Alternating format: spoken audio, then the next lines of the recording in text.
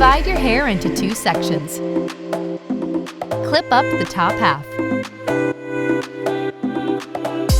Take a flat piece of hair approximately 2 inches wide. Holding the hair tight, insert the slots into the hair at the roots. Glide the hair iron slowly through your hair. For curls, repeat steps 1 through 3. Once the hair has been inserted into the slots, flip the iron 360 degrees towards the top.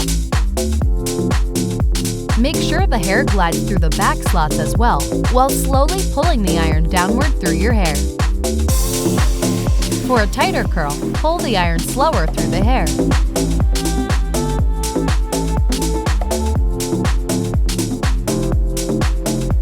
Visit us at sutrabeauty.com to learn more.